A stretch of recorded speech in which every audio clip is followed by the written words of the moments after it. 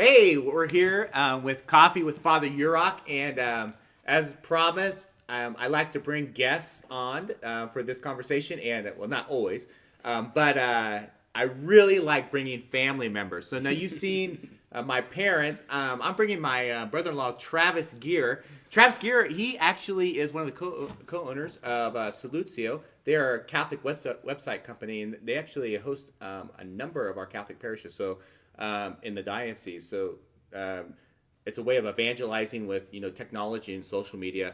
Right now, kind of like in our crisis, and what I've been calling is we're just doing online ministry, just a ton of online ministry, and right.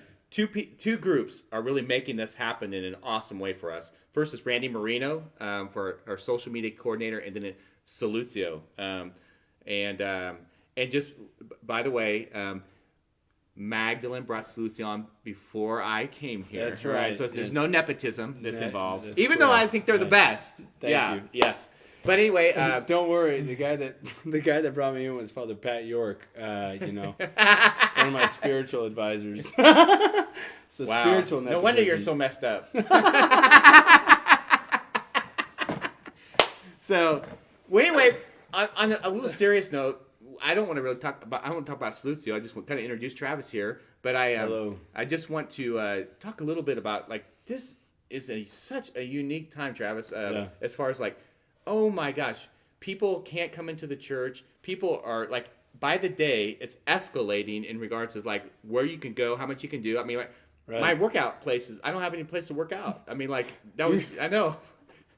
I'm shrinking. Ah! Look, But you are putting me in a very compromising situation because there are so many things I want to share with the internet right now, but I know that they could be challenging for you. So I'm just going to keep those kind of things inside. You look great. Thank you. Don't worry. Well, Travis Gear is married to my oldest sister, Maria. She is pregnant right now. She's due in May. This will be your sixth child. Correct. Yes. Yeah. So here's the deal. Your kids are home now. Right. What's it been like for your kids? They go to St. Joe O's. What's it like for them? All of a sudden their school year is canceled. These are kids. They've never experienced anything like this in their lives. Right. Yeah. So we found out on Tuesday that school was going to be canceled, and it was okay. So I have a 7th grader, a 5th grader, 3rd and 1st. Okay. And Did you plan that? Look, that's private. Okay. I can't Yeah. reveal that to my brother-in-law. And then baby Tim, he's an idiot, and he doesn't know anything anyways. Oh, baby Tim. Yeah. He's 2. He is. Yeah. No, he's 3. Oh, he's 3. Yeah. You were close. Yeah. So they each handle it different ways. The 7th grader and 5th grader, my girls, my 2 oldest girls. Yeah. Felicity and Bridget. They were. Yeah, I can't. In most things in life, right? I can share perspective, and I can share my version of wisdom, which probably isn't super wise. But I can't. This is very I can't relate to this because none of us have experienced this, and so I'm trying to guide them and I'm trying to reassure them, while at the same time not creating an expectation that it's going to be normal again anytime soon. Which I mean. I pray that it is, but I think realistically, it's just not going to be. They're not going to experience normalcy the way they were used to until maybe they go back to school in August. And so, we're talking a lot about to not be afraid and what that means. And actually, as much as I hate to give you credit for anything, it hurt. It does. It really caused me significant physical pain. But anyhow. Your homily last Sunday was really good, and I had, we watched it with the big girls and with Patrick, who's the 3rd, and he's our oldest boy, our 3rd oldest overall, and I thought it was really good, right, because the best way to respond to fear and anxiety is love. So it was great, and I think, so we had all week together, which they were already going to be on spring break, but it brought a new dynamic to it, because now they had a different paradigm through which they're viewing this situation. So do you are you seeing, so your girls, 6th grade, 7th and 5th. 7th and 5th grade? Yep. Are you noticing anything different as far as how their relationship with you, or how it's affecting their relationship with you? Is there, in the moment, I mean, like, I think they are being more perceptive of just the overall turmoil, right? So, like, I've worked a lot more this week. So in our ministry, or not in our business, we're working with ministries, right, that are taxed to the extreme, Catholic churches right now. And so, and the company in Saluzzo, like, we've been putting in long hours, especially me and Al and Andy, the three guys running the show. And so, they've been very understanding. Whereas before, I feel like they would have been, this is going to be on the internet, but I'm going to say it. They would have been emulating their mother, your sister, and like, where have you been? That is not what Maria sounds like, but sometimes. And so, everybody, Maria included, like, they've been very good in understanding of, like, I'm trying to do what I can to keep as many wheels moving as I can. So that's been awesome.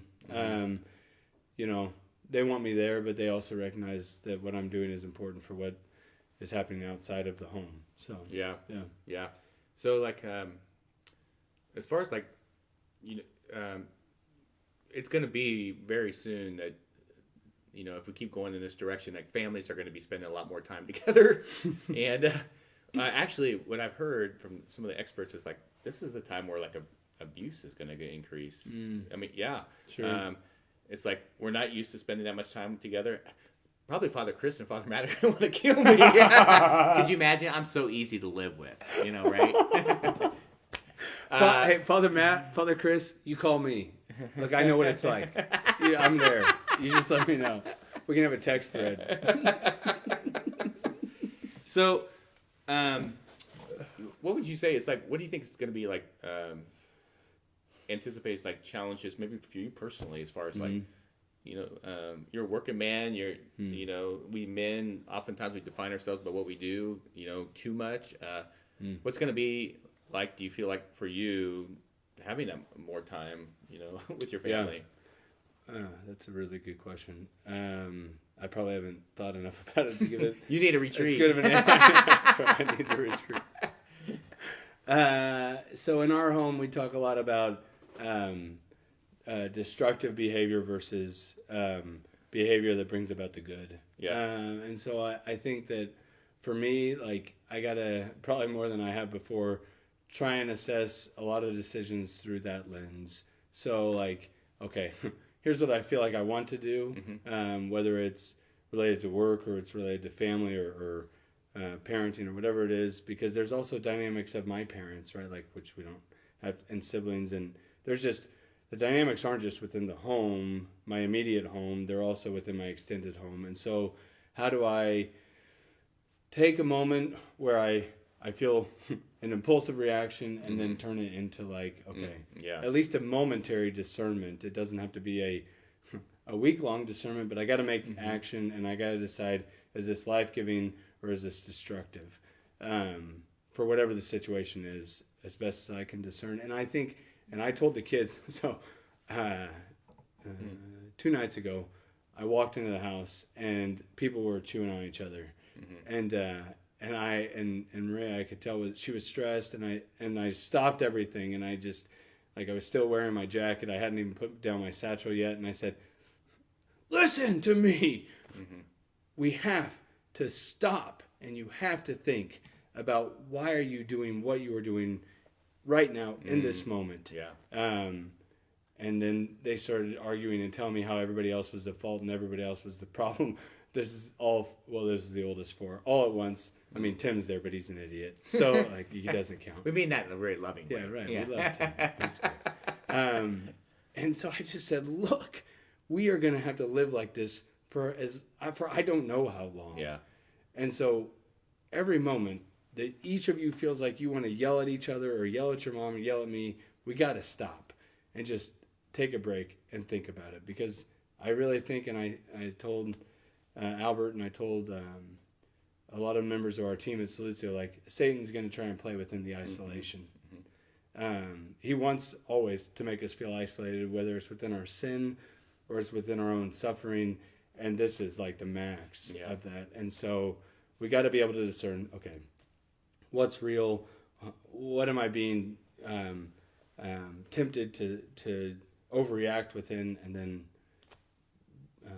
proceed accordingly. Yeah. So Yeah. easier said than done. Yeah, though, it's like, it's really this. These are the times where we discover like where grace truly is, and normally we're looking like the place of comfort where everything's at peace, but actually, grace, the most powerful grace, where the Lord is present, is at the crossroads where one's experiencing the impulse and the struggle, and the choice to resist, so that's important for us to know. It's like, God's not found in the peace; He brings about peace. Ooh.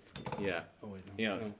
Seriously. There we Wait, we're supposed to be 6 foot apart. We're going to have to trash We'll this work on whole that. thing. All right. The CDC's coming. So anyway, this has been Coffee with Father Jirak, with my brother-in-law Travis Gear. It's been good to be with you. We're in this together. Exodus 2020. Bam. All right.